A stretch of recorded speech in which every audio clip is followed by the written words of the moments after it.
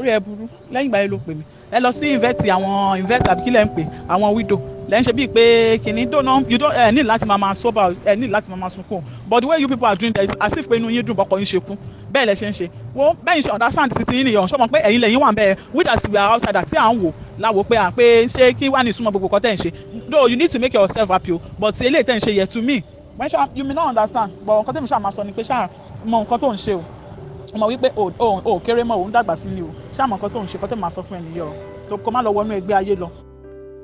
So that was quite unpleasant. In December, on the 23rd of December, I organized a party, like a gala, a dinner for widows in collaboration with Nimax Foundation, another foundation, for 70 widows. Because when it comes to, celebrations like Christmas, New Year, birthdays, those are milestone celebrations that widows don't get to celebrate with their husbands anymore. And these women often forget that they are beautiful. They often forget that they still deserve to live life, despite, their tragedy. So someone saw the video of our event and sent this voice notes. And just in case you didn't hear what she said, in a nutshell, what she was implying was that we were acting like women who are happy that our husbands are dead, basically. And, people tell widows to be sober all the time. Now, their own idea of sober is be silent, fade away, just carry the load of your husband's death on your head all your life. When people see you, they should automatically just know that you are a widow. And as a child of God, that's not God's plan. Even if you look in the Bible and you look at the way people grieve in the Bible, God does not support grieving perpetually. You grieve, you cry, and then you keep moving. That's life. You have to keep moving on. And that's what I keep telling these women, that widowhood is not a stop sign. Widowhood is not, you were not buried with your husband. You are still alive. That tells you something. That means that you are still alive. You should still be going. You should travel. You should, go after a career. You should go after an education. Do whatever it is that you want to do that will make you happy. Your happiness, there's no limit to your happiness. People treat widows like we have a credit card limit of how much we can be happy. If we are too happy, they say, how can you be this happy when your husband is gone? Do you know what the meaning of gone is? It means he's dead. He's never coming back. So misery is not a proof of love. Your tears, some widows even pretend to be sad on the outside. Then when they close the doors, they go back to being, because they want to please people. But how long will you keep being a people pleaser? They will go on, they will live their own lives, they will travel, they will get married, and you will be there, just resenting them and pretending to be what you are not. So widowhood is not a stop sign.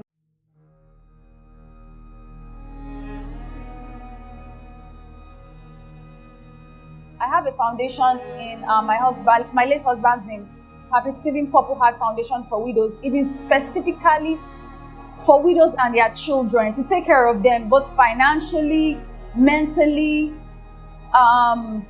emotionally. We cater to every aspect of a widow's life. We organize therapy sessions. We organize outreaches. Right now we're raising 10 million naira to pay the school fees of 200 children of widows. So far, we've raised 3.5 million naira. Last term, we paid 10 million naira in school fees. So we do these things so that widows can know that there is hope, because our society has a very dark perception of widowhood. People just want to gather widows in a place, say a few words, give them rice and beans, and send them home. But nobody deals with the grief, with the depression, and the societal stigma. Nobody tries to get them out of that dark pit of grief. So that's what the foundation is all about, and that's what I'm all about. I lost my husband, but that's not the end of my life. I'm going to go on to live a very joyful, a very happy, a very full life, so that if he looks down and he sees me, he's like, wow, this girl, she's repping me well. She's doing me proud. He wouldn't be happy. Nobody who truly loves you will be happy to look down and you are looking sad and depressed. Misery is not a proof of love in any way. Misery is only a trauma response, and sometimes it's just something people do to please others. They pretend to be sad to please others. And I'm not going to live my life pleasing anyone. I'm going to be happy. I'm going to be joyful. Widowhood is not the end of the world. Yes, my husband is gone, but I'm still alive. I'm here, and I'm going to keep it moving.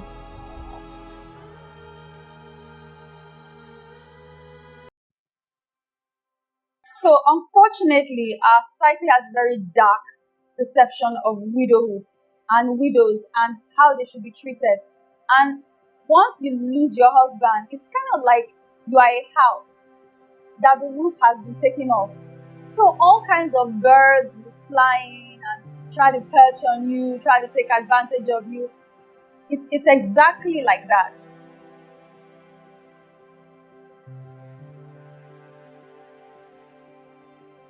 I remember when my husband died and someone came to see me, someone that I actually respect, like a clergy, like a pastor. And the person came to me and she said, this man died because you were not praying well. A woman is supposed to be the prayer fire in the house. How could you let this happen on your watch? You're a prayerful woman. How could this happen? Did you not dream? Did you not see something? You know, at that point, I couldn't respond. I was in shock. Like, how can this woman say this to me?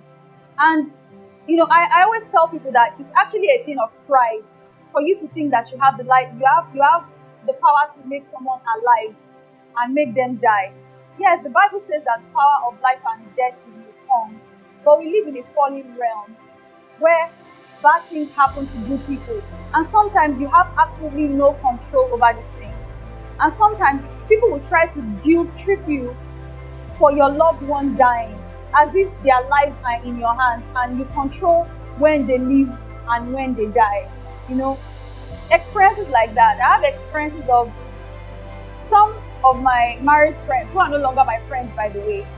And you know, days when I'm looking really, really nice. Maybe I go to church and I'm looking really nice. I remember one of them walked up to me and said, this is your red lipstick. You don't even miss your husband. You are dressing well, you are looking nice. It doesn't sound like you miss your late husband at all. This one that you're looking, so I should look dreary. I mean, that was even 2 years after he died. So I should still be wearing black, I should still be looking sad because he's dead, right? That's what people expect.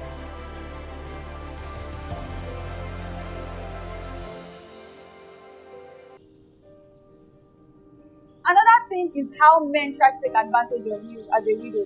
I remember when my husband died and I called the guy, now the former guy who used to repair our generator. I sent him a text. Let's say his name was Peter.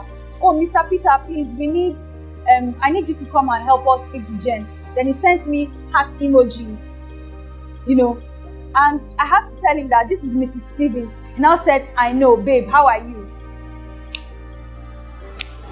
Someone who could not look me in the eye when my husband was alive. So now, because he's gone, you know, I should, you know, he's doing me a favor by asking me out. And people do that. They say that when you become a widow, you know, I've heard someone tell me that, okay, there's this my brother I want to introduce to you, but, you know, said, okay, we are just managing him, or he doesn't have a job, you know, he didn't go to school, but, you know, you need a man that will cover you. And I said, excuse me, I already have 3 children, so you want to give me another one to make 4? Is that what you're saying? Even a guy that you guys are trying to get rid of, you're not trying to push him to me. Those are the kind of men that people expect widows to marry. They expect if a man comes to you, even if he doesn't have a job, if he's a drug addict, if something is wrong with him, just accept him. Just accept any man. No standards anymore. So because you're a widow, if a man says he wants to marry you, he's basically doing you a favor. Those are the kinds of things that widows face from friends, from family members, from even their own parents. You'll be shocked at how backward our mentality is in Nigeria, even the educated people.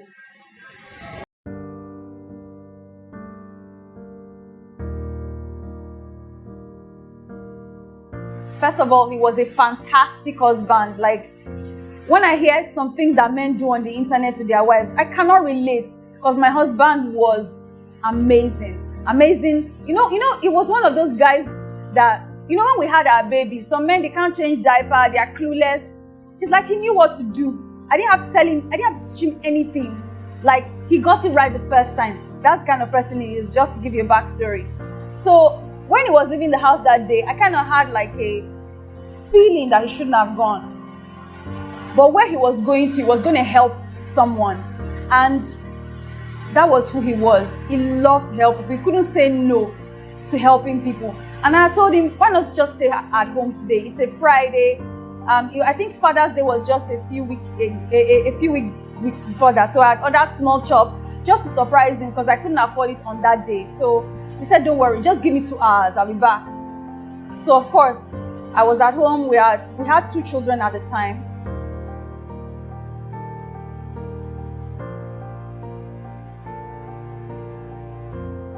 My neighbor came and knocked the door, and she never comes to visit. Like, she had never visited me before. So I was even excited to tell her, like, hey, what are you doing here? And she said, okay, don't panic. When people say don't panic, usually just go into panic mode.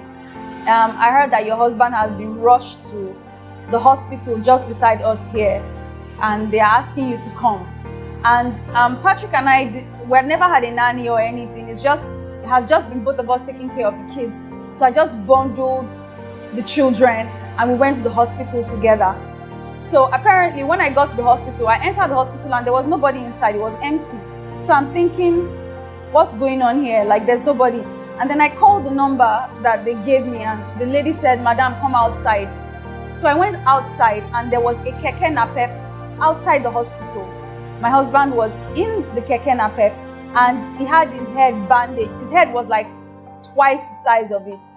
Like, his head was bandaged. There was blood everywhere. My kids saw him. They were screaming because they couldn't understand why their dad was looking that way. And I was in shock as well, And then I was asking the policeman, what happened. Apparently there had been a robbery, and the police and the robbers were, I don't know, something was going on. And then my husband was in a keke napep that was going across that area.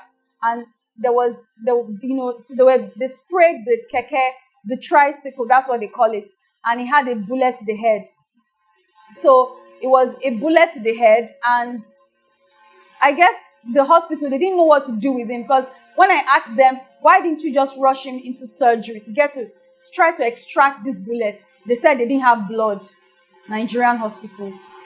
Anyway, so he died just like maybe a few minutes after the children and I got there. So that's how we lost him.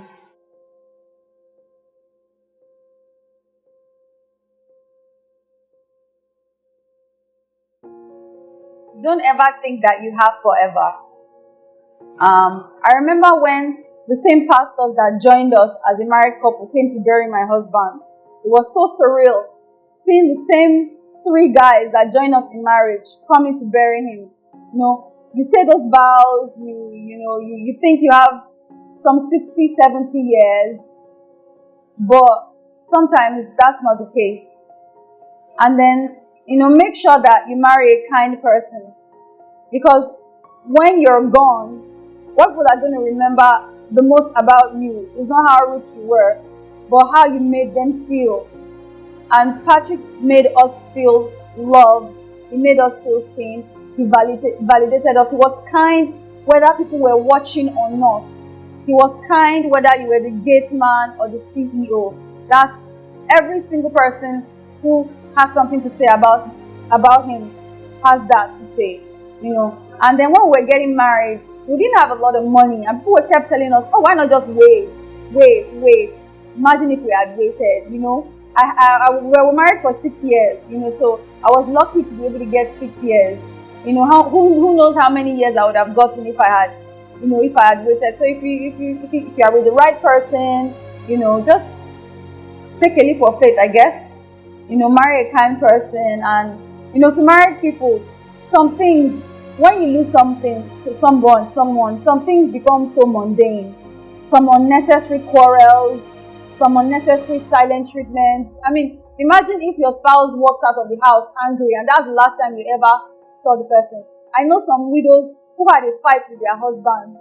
Their husbands left the house and that's the last memory that he has of them. That's the last time they saw him. They had no time to make up, no time to say sorry. So they carry that guilt now that the man is gone. So let's cherish every moment. And people always say live each day as it comes. It's so true. It's good to plan for the future, but please cherish each day.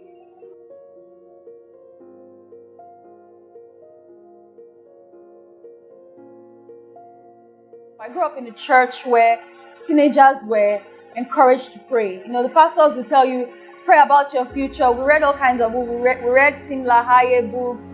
We read all this, purpose-driven life. Books that encourage you to pray about. So I used to ask God then, what is my purpose in life? And on one of those days, I had a dream and I saw myself rescuing women and children. I was helping them escape, but I didn't know what they were escaping from. So when I woke up, I didn't take it seriously because at that time, I used to sing and I wanted to become the next CC Winans. So I'm thinking, what are we running away from? Please.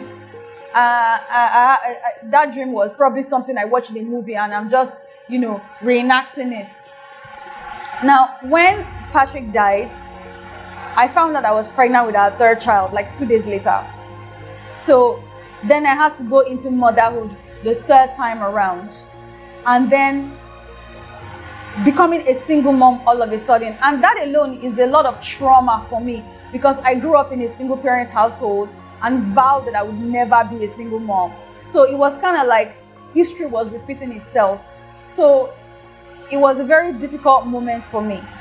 Now, when people say, how did your ministry begin? I think it was God that just led me into it, because if He probably told me, I'll probably have rebelled. Because how do you expect me to give to people when I myself, I still need stuff? I haven't healed.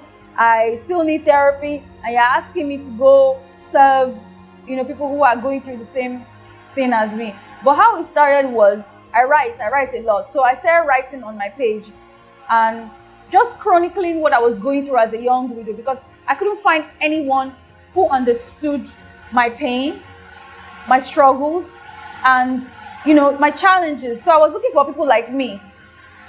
And then I would post videos on Instagram, and then I would get like 100 DMs from widows like me. They would tell me their stories, what they are going through. Some of them have been chased out by their in-laws. They have no place to sleep. They have no food to eat. They can't pay their children's school fees. So sometimes I would, of course, remove the names and I'll repost those stories. So people will reach out to me and say, let me send you 1 million naira so you can help me pay this woman's school fees. Let me send you 2 million naira. That was how it began. And as more money began to come into my hands, I knew that at some point I would have to, make it legal, do things properly. So that's how this whole thing started. I didn't sit down one day and say, oh, I'm going to have an NGO in my husband's name. No, it didn't happen that way at all. It was just God leading me one step at a time. And, then at some point I'm looking at it like, oh, so I'm doing what you called me to do after all, So yeah, it's great that I've been able to find purpose. Sometimes I ask God, could I have found purpose any other way? Did He have to die?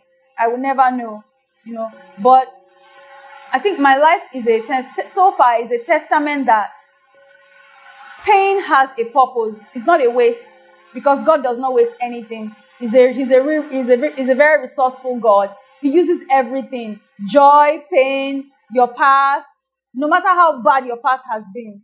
So my pain is just another tool in God's hands to help people, to give them hope, to let them know that widowhood is not your name. That's not your name. That's not what God has called you. It's just a status, and status can change at any time. So don't build your whole life. Don't center your whole existence on I'm a widow. Because it can change. You can get married tomorrow and you're no longer a widow. So what happens? So that's how it began, basically.